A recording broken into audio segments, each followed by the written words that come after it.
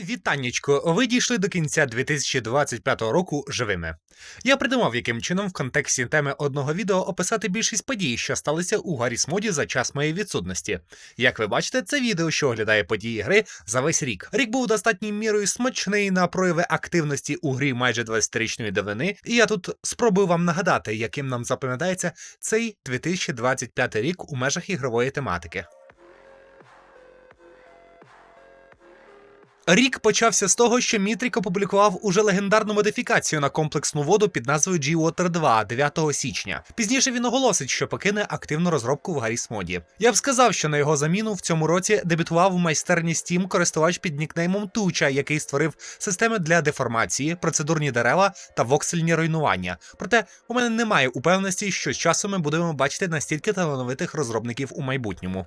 Можу лише сказати, що з минулого ми лише втратили талановитого дизайнера Віктора Антонова, який помер ще на початку лютого. Він приклав свою руку до створення не лише ігор на Source, таких як Half-Life 2 та Counter-Strike Source, але також до Dishonored. Спільнота високо оцінила його вклад у візуальний стиль ігор Valve. Крім того, цього ж року, 23 травня, помер від лейкозу AMD Nick, автор автоматизованої системи донатів GM Donate.net та автор серверів Trigon. За 2025 рік вийшло 3 оновлення – березневе, липневе та листопадове. У межах березневого оновлення було додано розширену підтримку під кооперативні мапи з Portal 2. Додані як окремі NPC варіації ролер-міни. Додана підтримка монтування контенту Klaus Wins Treason. Був виконаний порт низки Entity з Counter-Strike Global Offensive та Team Fortress 2. Також була збільшена максимальна допустима кількість брашів на мапі з 16 тисяч до 65 тисяч.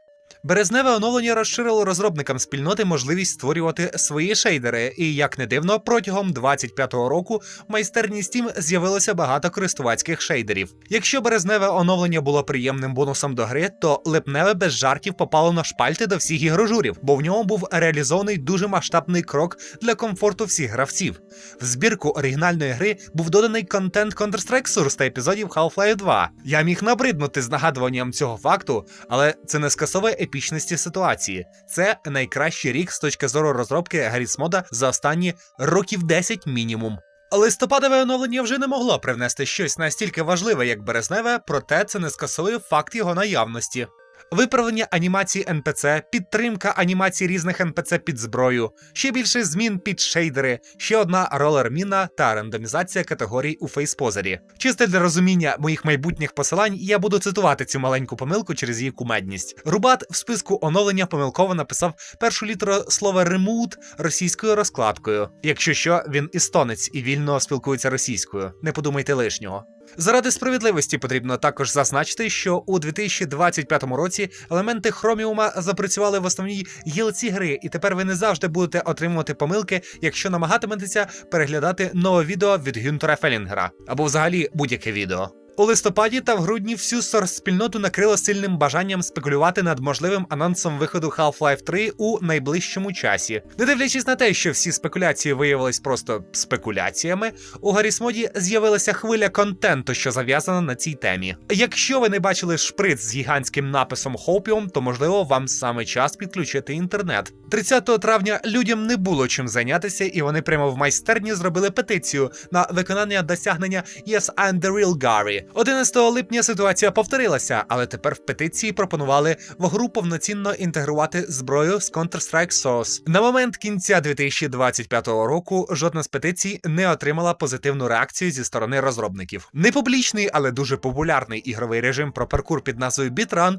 за 2025 рік було 2 рази скопійовано, вкрадено, відновлено, або ще як ви не маєте намір це назвати. Таким чином вийшов BitRun Community Edition та BitRun Revamped. З повноцінних ігрових режимів, що були зроблені в цьому році, ми обов'язково на перше місце ставимо Map Sweepers. Ігровий режим, який в 100-й раз пропонує нам постріляти NPC з Half-Life 2 та з новим брендовим червоним фільтром. Ще на початку року ми мали можливість грати в Echoes Beyond. Ігровий режим, який пропонує бігати по мапах і читати ехо гравців, що раніше грали на них. Вийшов аналог Gartic Phone – Гарріфон. Ще з менш відомих вийшли такі ігрові режими, як Dynamic Campaign та Boom Shot. Якщо ви слідкуєте не лише за новими ігровими режимами, то могли пам'ятати тенденцію, що геловінський десматч режим Monster Mash щороку, починаючи з його виходу у 2018 році, оновлюється.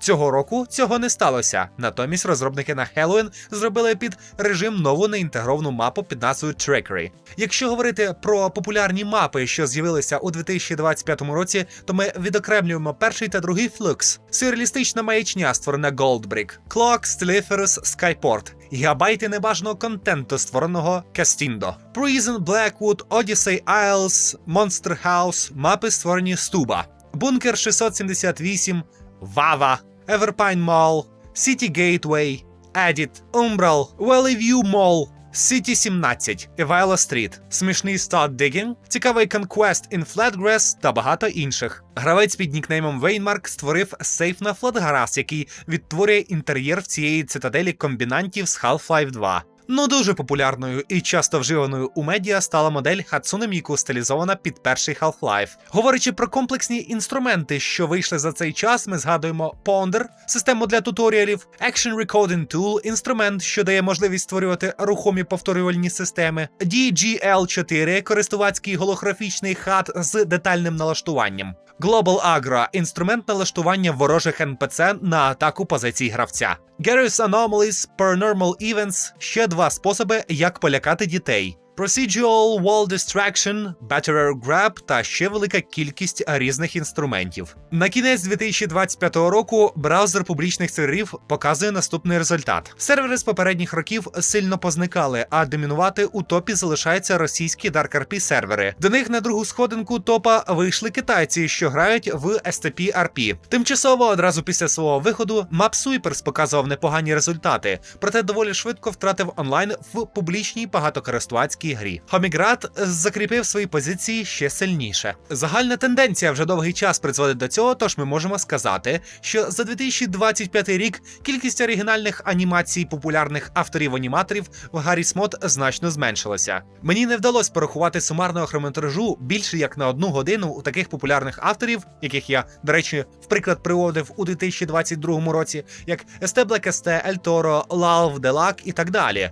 Лише можна відзначити, що на Halloween вийшла півгодинна анімація House Party Horrors від House of the G-Modders. Спільний подкаст про анімації під назвою G-Pod не виходив вже 2 роки. Це дуже схоже на кінець епохи популярності анімацій в Garry's Mod, оскільки як інтернет за багато років змінився і тепер набагато вигідніше робити менш якісніші, коротші, але регулярні відео у вертикальному форматі. Це якщо не говорити про те, що масова аудиторія з великим задоволенням замінює оригінальний контент на контент, що був створений штучним інтелектом. До речі, грі виповнилось 19 років. У 2026 році Garry's Mod буде святкувати 20-річчя, і ми можемо очікувати якісь цікаві зворушення зі сторони розробників. Так званий ідейний нащадок Garry's Mod у вигляді S-Box у 2025 році отримав свою сторінку в крамниці Steam і запланований приблизний проміжок часу, в якому гра повинна вийти. Цей проміжок – перший квартал 2026 року. Також S-Box дозволив собі потрапити у схвалення спільноти після того, як було оголошено, що гра переходить на open-source розробку. Я спочатку подумав, що вони подібним чином дозволили собі опублікувати початковий код ігрового рушія Source 2, але вони просто опублікували поверхневу частину, приблизно так само, як це зроблено в Garry's Mod. Також, якщо ви це не помітили одразу, я повернувся на YouTube. Я на цьому каналі буду розповідати не тільки про Garry's Mod, але в основному про нього. Цього року від мене вийшло 4 відео, враховуючи те, що ви зараз бачите. Якщо ви цікавитесь лише грою, перегляньте ще 2 моїх відео про ретроспективу стану гри з 2012 року та порівняння з сьогоденням. Також подивіться відео про застосування принципу безвідповідальної гри або як розвантажити правила рольових режимів. На наступний рік, якщо не станеться нічого екстраординарного, запланував зробити одне відео про збройовий баланс в Counter-Strike 1.6. Та також я зроблю офтоп відео про мою скромну кампанію в реальному житті, в якій я займаюсь лобіюванням ідеї про перерозподіл коштів міського бюджету на користь Збройних сил. 2025 був жахливим роком, та не потрібно себе заспокоювати. 2026 може і буде ще гірше. Але ми всі розумні, гарні та сильні. Всі випробування важкою працею пройдемо і збудуємо кращий новий світ. А може й ні. Коло апарату звукозапису був Ерік Максимець. Поважайте минуле, покращуйте теперішнє, мрійте про майбутнє.